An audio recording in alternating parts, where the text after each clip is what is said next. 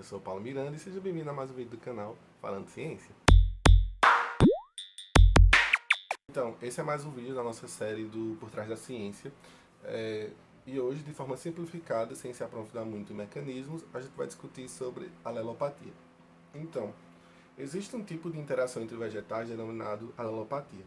A primeira vez que esse tipo de interação foi descrita, ele foi utilizado para descrever o efeito negativo em que a presença de uma planta pode exercer sobre outra. Né? Mais especificamente, as moléculas que uma planta sintetizam podem exercer um efeito negativo sobre uma outra planta. Aqui eu não levo em consideração, então, tipos de interação, por exemplo, de competição entre espécies, competição por água ou por luz. Na alelopatia, a gente só leva em consideração como as moléculas que uma planta X sintetiza podem afetar o desenvolvimento da planta Y, né?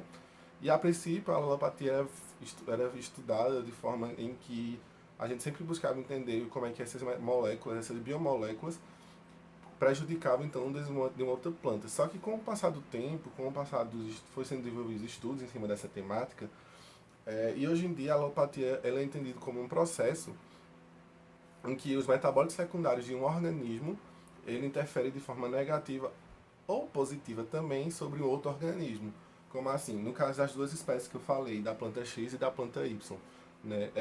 Vamos supor que a planta X passou a sintetizar ali algumas moléculas, alguns metabólitos secundários e começou a liberar então ali no ambiente. Né? É, uma vez que essas moléculas entram em contato com a planta Y, isso pode fazer com que a planta Y ou apresente sinais, algum prejuízo de alguma função, como por exemplo, fazer com que ela consiga absorver menos água, ou fazer com que haja um tipo de sinalização com que a parede celular fique comprometida, como também pode fazer com que as plantas, essas outras plantas, a planta Y, ela possa vir a ter despertar algum aspecto ali que faça com que ela se desenvolva e cresça de forma melhor e mais eficiente ali naquele ambiente, né?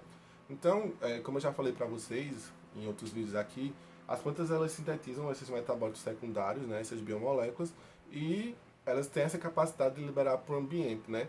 Lembra quando eu falava sobre metabolismo primário e secundário, que o metabolismo secundário ele é feito para aprimorar o não aprimorar, para trazer mais valor adaptativo e mais chance de sobrevivência para a planta. Então, são justamente essas moléculas que a gente acaba extraindo ela para tentar ver se ela tem alguma função farmacológica para o ser humano. Aqui a gente está vendo uma das funções que ela tem no próprio ambiente, para que a planta mesmo sintetiza, né? Uma vez que essas plantas elas sintetizam esses compostos que vão agregar valor adaptativo a ela, uma outra planta que é em contato com esses compostos pode ter sua função prejudicada ou pode se dar bem por causa disso, né? Pode ter alguma melhora no seu desempenho, né? Um exemplo é que, como eu já falei, ela pode prejudicar as estruturas da radícula, fazendo com que a planta fique mais fraca, né? Ou ela pode ser absorvida e dizer efeito positivo em outras plantas, né? Depende da quantidade do composto, né? Ele pode atuar de diversas formas, até mesmo ali naquela região do solo, né? Então existe essa linha de pesquisa em cima da alelopatia, em volta desse tema, né, com o intuito de tentar produzir herbicidas naturais, né, sem a necessidade de levar para o campo exatamente herbicidas sintéticos. Né? Por exemplo, eu tenho alguma planta daninha ali na plantação, então já que eu sei que algumas moléculas de algumas plantas elas possuem esse efeito negativo sobre essas plantas, será que ela funciona sobre algumas ervas daninhas, mas não na minha cultura de interesse, tipo na minha cultura de feijão, mas vai funcionar nas plantas adjacentes, né? E isso é muito estudado, principalmente dentro do âmbito da agroecologia, porque, como nós sabemos, alguns pesticidas, alguns herbicidas, eles podem chegar a bioacumular em plantas e chegar até a gente na forma de veneno, né? Então isso é muito investigado, tanto para tentar trazer herbicidas naturais, como também algumas espécies de fertilizantes naturais também que façam com que a gente consiga melhorar o desempenho de algumas culturas, né? Existem muitos trabalhos publicados nessa área. Hoje em dia a gente compreende muito bem sobre esse mecanismo de alelopatia, né? Eu acho que ele começou a ser compreendido no começo do século passado, né? É, E esses trabalhos de alopatia, eles também até fornecem dados para a gente saber que tipo de planta pode ser cultivado com outro tipo, né? Por exemplo, será que eu posso cultivar a planta X com planta Y ou uma vai prejudicar o desenvolvimento de outra? Ou será que se eu cultivar as duas em conjunto eu posso ter uma melhora ali no meu crescimento, no meu parâmetro de crescimento e conseguir chegar até um produto mais rápido, né?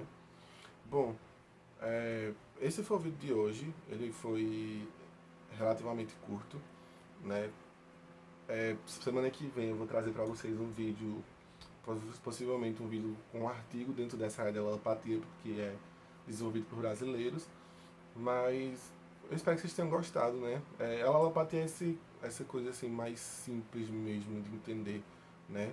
Claro que a gente tem um aprofundamento desse tema para entender a nível molecular como é que as moléculas conseguem interagir com a outra, como é que eles conseguem alterar pH, conseguem sequestrar alguns tipos de nutrientes, por exemplo, né?